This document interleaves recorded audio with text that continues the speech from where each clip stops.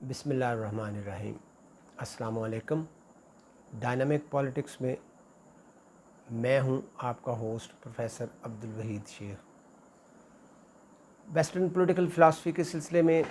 آج ہمارا ٹاپک ہے ارسطوٹلز تھیوری آف ریولیوشن. ارسطوٹل نے اپنی فیمس بک پالیٹکس کے چیپٹر نمبر 5 میں ریولیوشن کے بارے میں ان ڈیٹیل اور کمپریہنسو گفتگو کی ہے. اس کی یہ ڈسکشن بہت ہی حیران کن ہے. وہ اس کے بارے میں بہت حیران کن معلومات جو ہے وہ فراہم کرتا ہے. ارسطوٹل کے خیال میں انقلاب محض ایک تبدیلی نہیں ہے بلکہ یہ ایک غیر معمولی تبدیلی ہے. انقلاب کا دائرہ کار محدود نہیں ہوتا. یہ صرف آئینی یا سیاسی تبدیلی کا متقاضی نہیں ہوتا بلکہ انقلاب معاشرے میں معاشرتی، اخلاقی اور سیاسی اقدار کو مکمل طور پر تبدیل کر کے رکھ دیتا ہے. ارسطوٹل کے خیال میں اگر اس کو صرف معمولی تبدیلی ہی کہا جائے تو یہ مناسب نہیں ہوگا بلکہ یہ مروجہ نظام کو ایک طرح سے جھنجھوڑ کر رکھ دیتا ہے اور اس میں ایک زبردست تبدیلی، ان ادر ورڈز غیر معمولی تبدیلی جو ہے وہ پیدا کرتا ہے. ارسطوٹل اس طرح سے بھی یہ سوچتا ہے کہ اقتدار کے حوالے سے ہر قسم کی تبدیلی، خواہ وہ معمولی تبدیلی ہو یا غیر معمولی تبدیلی، وہ انقلاب ہی کہلائے گی. وہ تبدیلی آئینی ہو یا غیر آئینی ہو، معمولی نوعیت کی ہو یا غیر معمولی نوعیت کی ہو، اس کی نوعیت اور اس کے درجات میں فرق ہو سکتا ہے. الٹیمیٹلی وہ انقلاب ہی کہلائے گی. اور انقلاب کی ایک خوبی یا صفت یہ بھی ہے کہ وہ پورے سیاسی یا معاشرتی یا معاشی نظام کی مخالفت میں رونما ہوتا ہے. ان ادر ورڈز ہم یہ کہہ سکتے ہیں کہ ایکچولی ریولوشن جو ہے وہ پورے کے پورے نظام کو تل پٹ کر کے رکھ دیتا ہے، تہ و بالا کر کے رکھ دیتا ہے. اور جو اس قسم کی تبدیلی ہوتی ہے پھر ہم اس کو معمولی تبدیلی نہیں کہہ سکتے، وہ غیر معمولی تبدیلی، اور غیر معمولی تبدیلی ہی اصل میں انقلاب ہے، وہی ریولوشن ہے. ارسطوٹل ریولوشن کی مختلف اقسام بیان کرتا ہے. اس کے خیال میں ایک مکمل انقلاب جس کو وہ کمپلیٹ ریولوشن کہتا ہے، اس میں معاشرتی زندگی اور اس سے متعلقہ تمام نظام جو اس کی آگے برانچز یا اس کے معاملات جو ہیں ان کو ڈیل کرتے ہیں، ان کے تمام فیکٹرز کو وہ تبدیل کرتا ہے. اور اس طرح سے یہ ایک مکمل انقلاب کہلاتا ہے. اس کے تحت نہ صرف معاشرتی نظام میں تبدیلی آتی اور اس کے جو ماتحت ادارے ہوتے ہیں ان میں چینج آتی ہے، اس کے ساتھ ساتھ سیاسی نظام اور اس سے متعلقہ جو ادارے ہوتے ہیں ان میں بھی تبدیلی رونما ہوتی ہے، معاشی نظام میں بھی تبدیلی رونما ہوتی ہے، وہ تعلیمی نظام میں بھی اکھاڑ پچھاڑ کرتا ہے، اس میں بھی تبدیلی واقع ہوتی ہے، اس سے معاشرتی اقدار میں تبدیلی پیدا ہوتی ہے، اور یہ سب چینجز جو ہیں، یہ سب تبدیلیاں جو ہم نے معاشرتی لیول پر معاشرتی نظام میں دیکھی، جو ہم نے سیاسی نظام میں دیکھی، جو ہم نے تعلیمی نظام میں دیکھی، جو ہم نے معاشی نظام میں دیکھی، یہ سب تبدیلیاں سیاسی نظام میں تبدیلی کی مرہون منت ہے، اور جب تک سیاسی اقتدار میں تبدیلی نہیں آتی اس وقت تک کوئی بھی تبدیلی فروٹفل ثابت نہیں ہوتی، اور یہ نہ ہی یہ چینج یا چینجز جو مختلف سسٹمز میں ہو رہی ہیں وہ پولیٹیکل چینج کے بغیر ممکن ہی نہیں ہے، تو سیاسی اقتدار میں تبدیلی ہی تمام تبدیلیوں کا ایک کو سمیٹے ہوئے، یعنی سیاسی اقتدار میں تبدیلی ہوگی تو اس کے تحت باقی نظام ہائے زندگی میں بھی تبدیلی ہوگی۔ اس طرح سے دوسری بات تبدیلی کی بات وہ جو کرتا ہے، دوسری قسم بیان کرتا ہے، وہ ہے انکمپلیٹ چینج، انکمپلیٹ ریولوشن، نامکمل انقلاب کرتا ہے کی بات کرتا ہے۔ اس نظام کے تحت مکمل تبدیلی نہیں ہوتی، کچھ بدل جاتا ہے اور کچھ ویسے ہی قائم رہتا ہے۔ خاص طور پر اس میں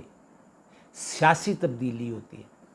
اور سیاسی تبدیلی بھی ان دا سینس کہ صرف حکمران تبدیل ہوتا ہے، باقی چیزیں آلموسٹ ویسے کی ویسے ہی رہتی ہیں۔ اس طرح سے اس کو ایک لمیٹڈ چینج کہا جاتا ہے، محدود تبدیلی ہے، یہ حدوری ہے، اس سے کوئی خاص فرق نہیں پڑتا۔ سیاسی تبدیلی ضرور آتی ہے لیکن نہ معاشی صورتحال پر کچھ فرق پڑتا ہے، نہ معاشرتی صورتحال اس سے تبدیل ہوتی ہے، اور نہ ہی تعلیمی نظام میں کوئی تبدیلی واقع ہوتی ہے۔ اس لیے یہ نامکمل تبدیلی ہے، یہ نامکمل یا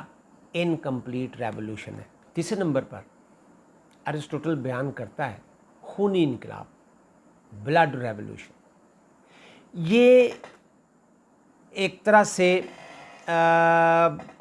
انقلاب جو ہے اس کو خونی انقلاب اس لیے کہا جاتا ہے کہ جب معاشی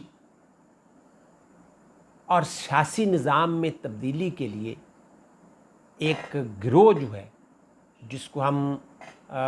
انٹرسٹ گروپ کہہ سکتے ہیں یا مفاد پرست گروہ کہہ سکتے ہیں، یعنی اس کے اور حکومتی ٹولے کے درمیان ایک کھلی جنگ ہوتی ہے، خون خرابہ ہوتا ہے، قتل و غارت ہوتی ہے، تو ظاہر ہے اس کے نتیجے میں یہ خرابی کی شکل اختیار کرے گا، اور اس کو ہم خونی انقلاب کہہ سکتے ہیں۔ اس میں بعض اوقات جو حکومت سے باہر ٹولا ہے وہ کامیاب ہو جاتا ہے، اور بعض اوقات جو حکومتی ٹولہ ہوتا ہے وہ اس مفاد پرست گروہ پر قابو کر لیتا ہے۔ لیکن جیسا کہ میں نے یہ بات کہی کہ اس کے نتیجے میں ایک بہت بڑا خون خرابہ اور بہت قتل و غارت ہوتا ہے، اس لیے اس کو بلڈ ریولوشن یا خونی انقلاب کہا جاتا ہے۔ ارسطوٹل ایک چوتھی قسم بھی بیان کرتا ہے، اور وہ ہے کانسٹیٹیوشنل ریولوشن، یعنی آئینی انقلاب۔ یہ انقلاب عام طور پر پرامن ہوتا ہے، اور جیسا کہ اپنے نام سے ظاہر ہے یہ کانسٹیٹیوشنل ہوتا ہے، آئینی ہوتا ہے، اور یہ تبدیلی جو ہے وہ آئینی طریقے سے وجود میں آتی ہے۔ انقلابی ٹولہ جو ہے وہ جدوجہد کرتا ہے اور حکومتی ٹولے سے آئین کی حدود کے اندر رہتے ہوئے تبدیلی جو ہے وہ کرواتا ہے۔ یہ تبدیلی عوام کے ووٹوں سے بھی آ سکتی ہے۔ یہ تبدیلی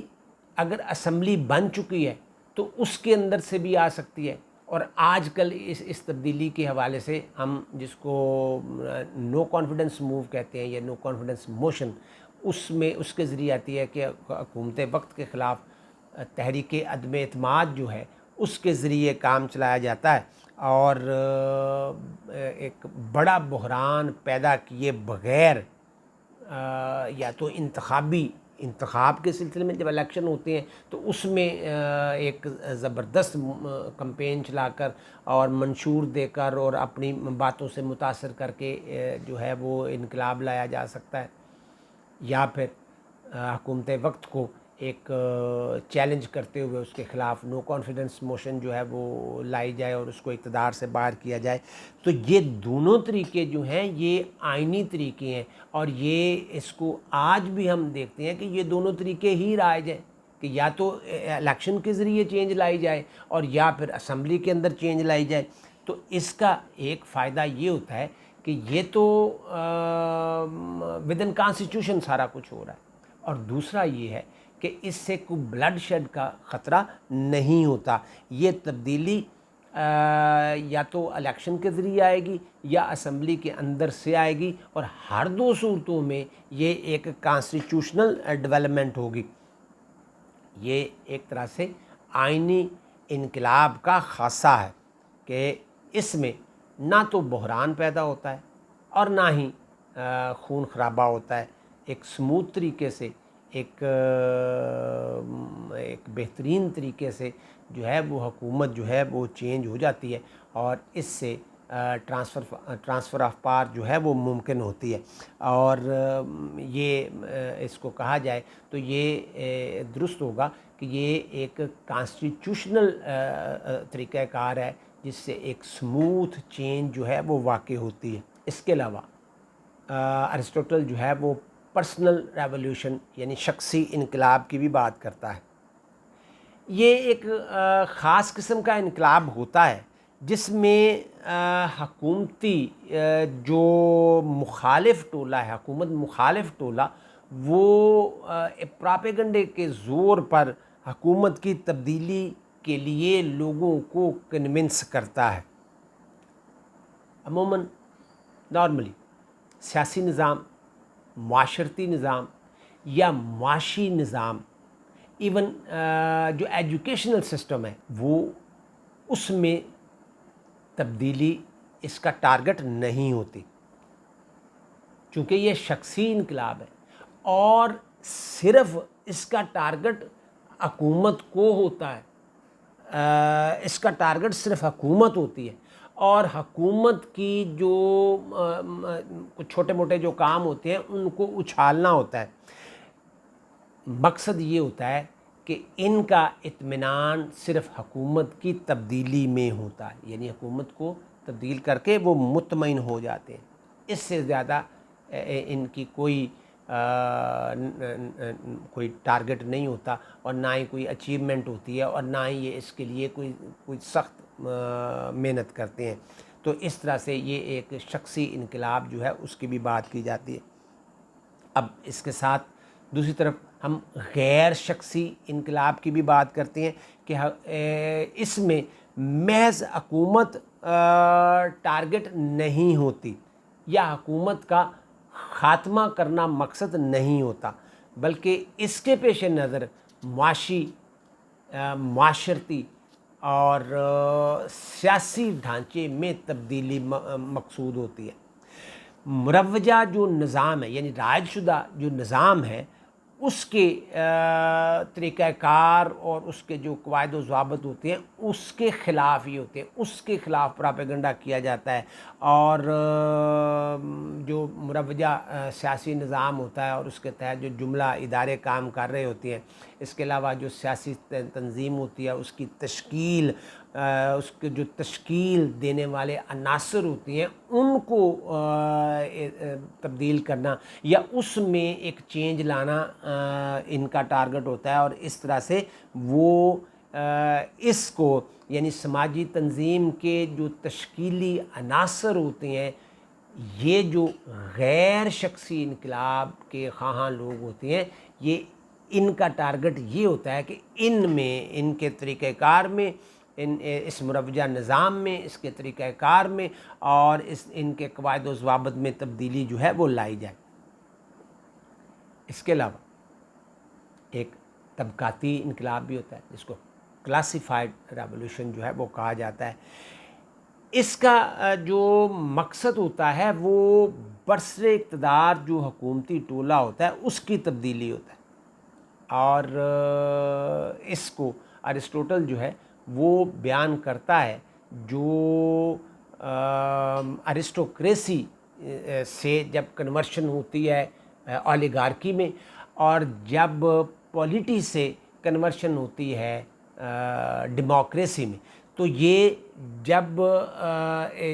ارسٹوکریسی کی ارسٹوٹل بات کرتا ہے تو وہ ایک بہترین شکل اس کی بیان کرتا ہے، اور جب لوگ اس سے تنگ آتے ہیں، اس کے خلاف کام کرتے ہیں اور اس کے خلاف اٹھ کھڑے ہوتے ہیں، تو پھر اس کے نتیجے میں وہ چند سری حکومت یا اولیگارکی جو ہے وہ قائم ہوتی ہے۔ حالانکہ وہ ارسٹوکریسی کو وہ ارسٹوٹل ایک بہترین نظام قرار دیتا ہے اور اولیگارکی کو بدترین نظام قرار دیتا ہے،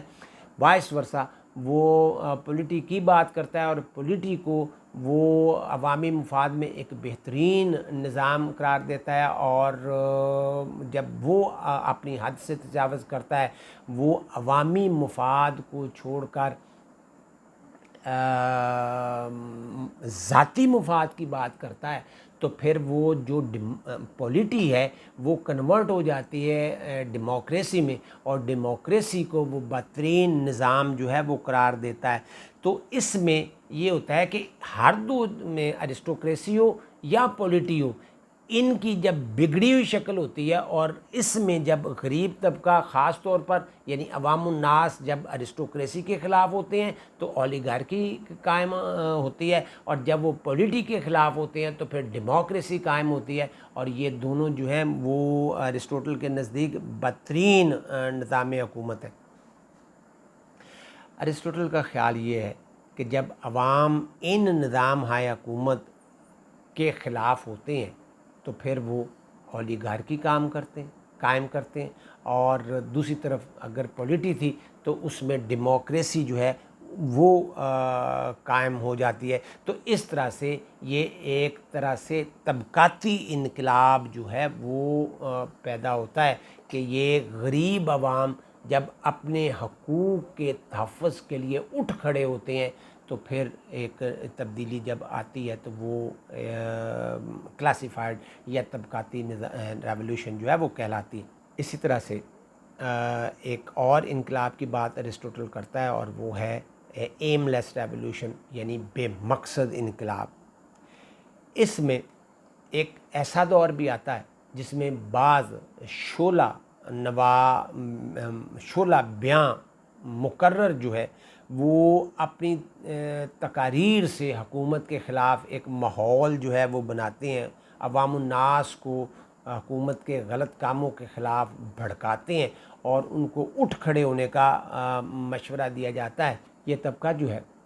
حکومت کی چھوٹی موٹی غلطیوں کو اچھالتا ہے، اس پہ پراپیگنڈا کرتا ہے، نفرت کی فضا جو ہے اس کو قائم کرتا ہے، لوگوں کو حکومت کے خلاف بھڑکاتا ہے، ان کو اٹھ کھڑے ہونے کا مشورہ دیتا ہے، اور اس طرح سے انقلاب کا راستہ ہموار کر کے حکومت کو ہٹانے میں کامیاب ہو جاتا ہے۔ اب اس ایم لیس ریولوشن کی جو سب سے اہم بات ہے وہ یہ ہے کہ یہ طبقہ حکومت کی تبدیلی کا راستہ تو ہموار کرتا ہے، لیکن انفارچونیٹلی خود حکومت قائم کرنے کی نہ پوزیشن میں ہوتا ہے اور نہ ہی اس کو حکومت ملتی ہے، بلکہ اس کا فائدہ کوئی تیسری قوت اٹھانے میں کامیاب ہو جاتی ہے۔ تو اس طرح سے یہ جنہوں نے ساری جد و جہد کی ان کے لیے تو یہ ایک بے مقصد انقلاب ہوا، ایم لیس ریولوشن ہوا، اس سے انہیں کچھ فائدہ نہیں ہوتا۔ ان کے جنہوں نے یہ سارا معاملہ جو ہے وہ کیا، پراپیگنڈا کیا، حکومت کے خلاف لوگوں کو بھڑکایا اور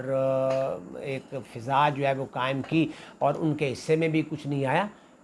یہاں یہ بات بھی قابل غور ہے کہ ان کے پیش نظر کوئی خاص قسم کی تبدیلی ہوتی بھی نہیں ہے، وہ کوئی معاشرتی سیاسی تبدیلی کے خواہاں ہوتے بھی نہیں ہیں، وہ کوئی اصلاحات ان کے پیش نظر نہیں ہوتی، وہ کچھ معاشرتی اخلاقی سیاسی اقدار کو بدلنا بھی نہیں چاہتے۔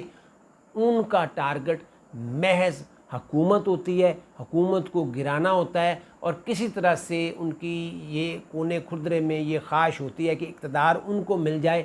لیکن اقتدار جو ہے وہ ان کو نہیں مل پاتا اور کوئی تیسری قوت اس پر قابض ہو جاتی ہے، اس کو قبضہ کرنے کا موقع مل جاتا ہے۔ تو یہ وہ تمام اقسام ہیں جو ارسطوٹل نے بیان کی کہ یہ مطلب مختلف قسم کے مختلف ادوار میں اس قسم کے انقلابات جو ہیں وہ برپا ہوتے ہیں۔ یہ ہے آج کا لیکچر۔ اپنا اور دوسروں کا خیال رکھیے گا۔ اللہ حافظ۔